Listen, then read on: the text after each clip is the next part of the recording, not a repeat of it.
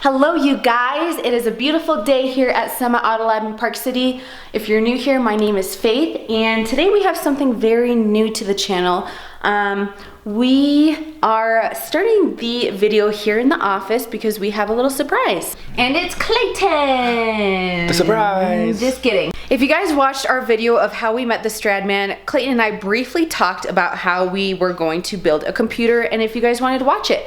And a few of you actually expressed interest in watching us build a computer, so without further ado, that is how we are going to start today's video. So before we get going on the actual computer build, I have all my components laid out right here. I want to talk about where I got the components. I got the components from a company down in California called Computer Headquarters. A link is in the description below for their website. Go check them out if you are planning on building a computer, and this is why. So Computer Headquarters specializes in factory refurbished computer components, and what that means basically is that right here, so this Asus motherboard didn't work at one point. The actual manufacturer fixed the issue and then sold it to Computer Headquarters way cheaper, so I'm able to build a better computer for less, and that's what everybody wants. So of course there is a draw for brand new components, but a lot of times you don't need brand new components. Like for us, it doesn't bother me.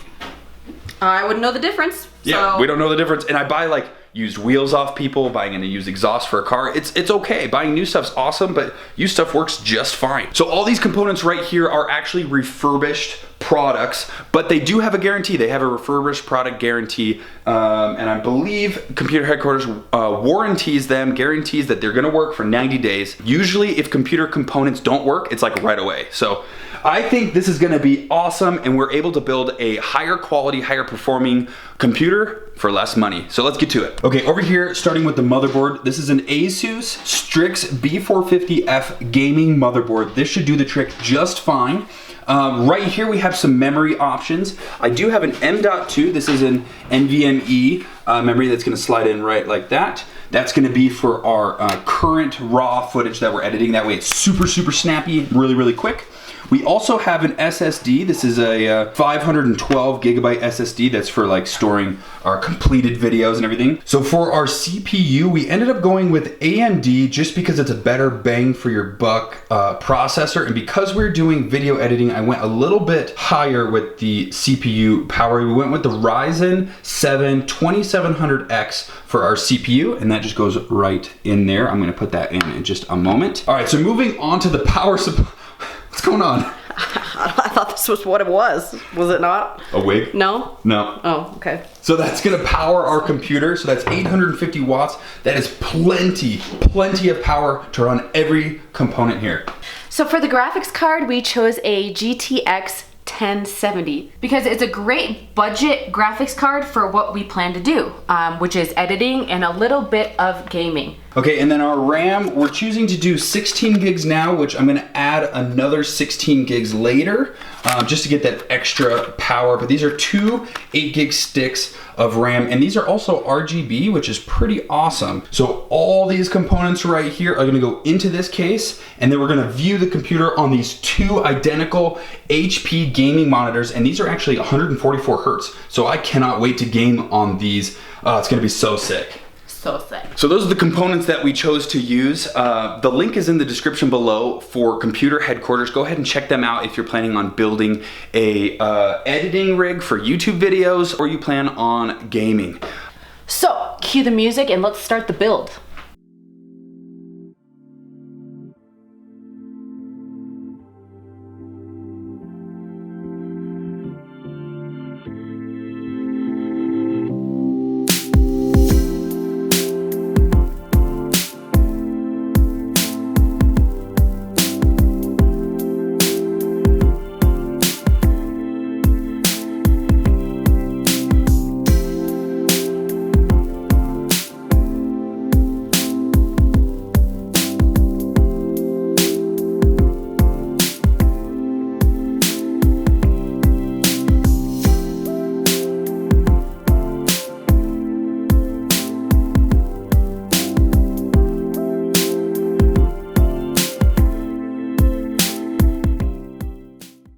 So I have a confession to make. I've never built a computer before. This is my first one. And I thought I was prepared by watching hours and hours and hours of videos, but the wiring got to me. I had no idea what wires went where, but I double, triple checked everything, and I think we are good to go. I just hooked up the monitors. They are on and ready to go, so let's flip this on and hope it doesn't explode. Okay, you got that one. It's working. Oh, check it out, check it out, check it out. Woo! Okay, nothing is sparking. Nothing Sal, is this sparking. is good news. This is good news. Good news, buddy. How come that fan's not colored? I don't know.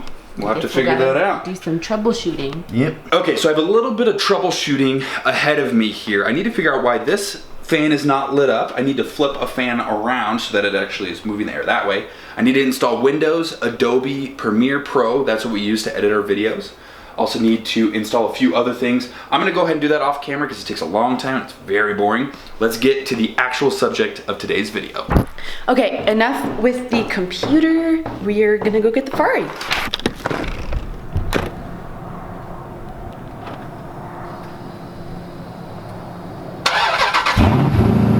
That's one thing I love about Jeeps is the remote start because it's way too cold outside to sit in that cold car.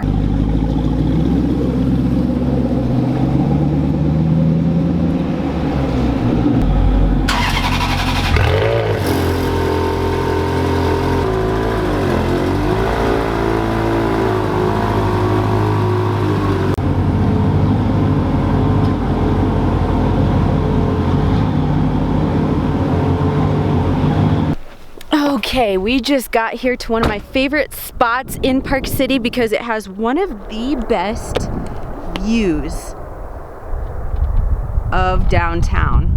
What do you think? I love Park City. I know. It's so awesome. Especially this view, with this view, that view and this view. So as the title says, we are gonna name off a few things that we do not like about the Ferrari F430. And I wanna say it was very hard to come up with this list because this car is fantastic. But I will say there is a few things that they could have definitely done better. So Clayton's gonna start it off with number one. So the first thing on the list of things that we hate about the Ferrari F430 happens to be on the interior of the car. Every car around has buttons on the inside, but Ferrari buttons are unique, and that's because whatever coating they put on over time becomes like this sticky, rubbery mess. And it's referred to in the Ferrari community as sticky buttons. And they all get sticky buttons eventually, but that's something that's really annoying with the Ferrari F430 and pretty much Ferraris that are older than the Ferrari F430. One thing that I hate about the sticky buttons is that when we're trying to detail the car, we use microfiber towels, and the sticky buttons really like to attach to the microfibers of the towels, and it just ends up making a huge sticky towely mess. All right, number two. So number two is also on the interior, and it happens to deal with the dashboard and the leather. What's the best way to explain it? So when the Ferrari is sat out in the sun, the dashboard shrinks, which makes the vents warp and the stitching pull apart. So the dashboards in Ferraris are always leather, and over time the leather just shrinks and dries out, which then pulls on all the seams and separates the seams. It rips, it pulls back, and then it also pops the vents out, and that is notorious for happening on the Ferrari F430s. Luckily, again, for us, the leather has not shrunk at all, has not failed at all. It's awesome. The vents have started to pop a little bit, but definitely not as much as other 430s that we've seen. Go ahead and check it out. Yeah, so as you can see, this vent is a little warped. Yeah, Clayton's pushing it down there, which is, you know, it's very annoying, especially for resale value. You know, a lot of Ferrari owners probably don't like to see that, but again, it's pretty notorious for older Ferraris to have that issue. Ah, the snow here is so pretty. We just got fresh snow the other day, and we're supposed to get more snow at the end of the week, but that's kind of bad news for us because we want to drive this bad boy around. Yeah, we need snow tires. We should get some snow tires. Wow. Do some snow shenanigans. Snow shenanigans, some Stradman snow shenanigans. What do you guys think? I think, actually, it doesn't matter. I think we're gonna do it. Yeah. But, all right, on to number three. Okay, number three, buddy. Okay, number two. Whoa. Oh. Might as well do a snow angel. All right. A clay angel. So number three on the list happens to do with opening the gas cap and the trunk. The trunk, yes. Opening the gas cap and, oh my gosh, I'm cold.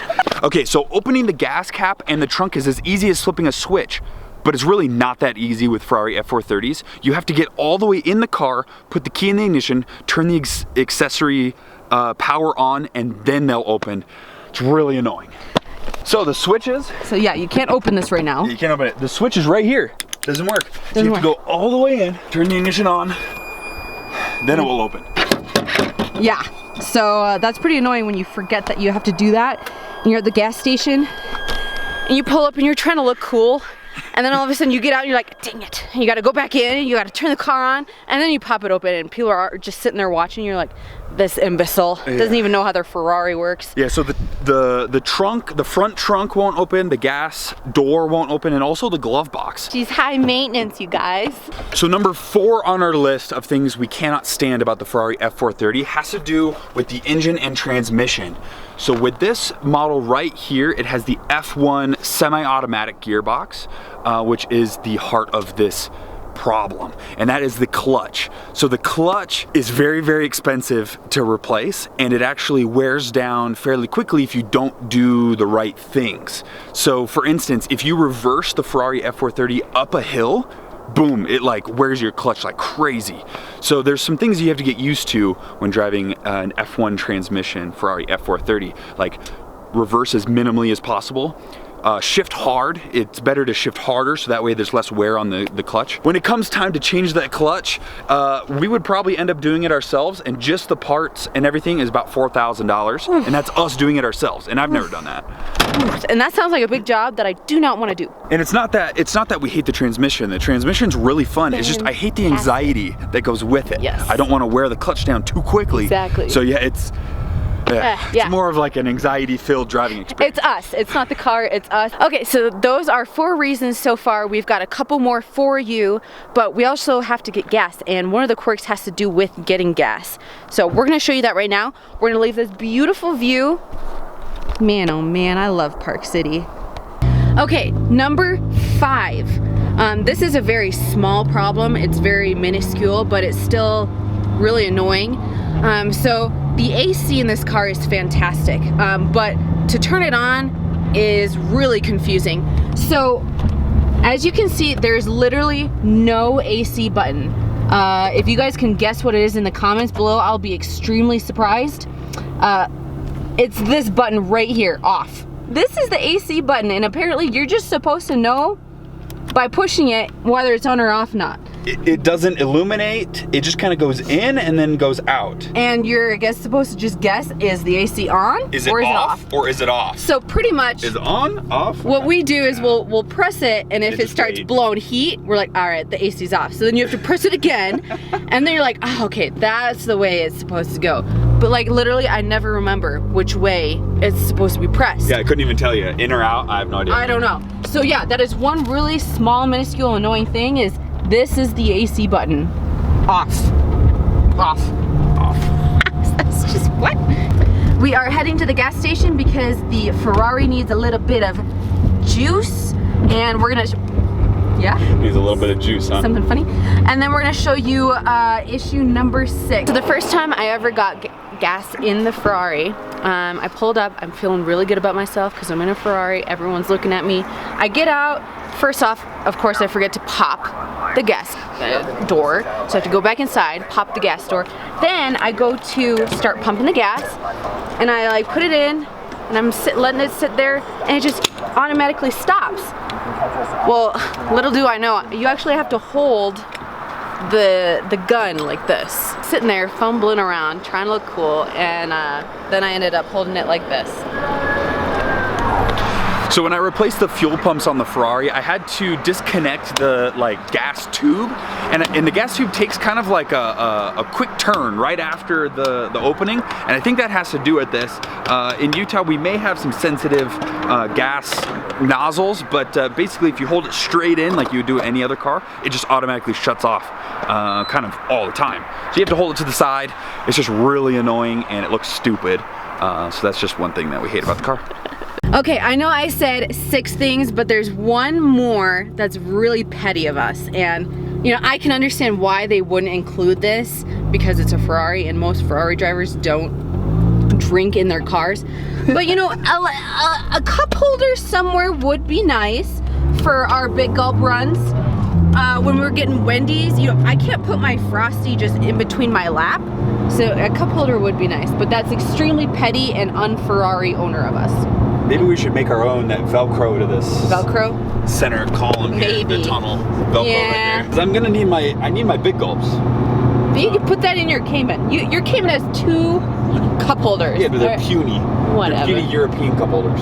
Anyways, so that is 6 things plus 1 really petty thing that we hate about the Ferrari F430. And like I said, we don't actually hate it. It's just an exaggeration, but it is, you know, things that we don't really understand. So that is going to conclude today's video. I really hope you guys enjoyed it.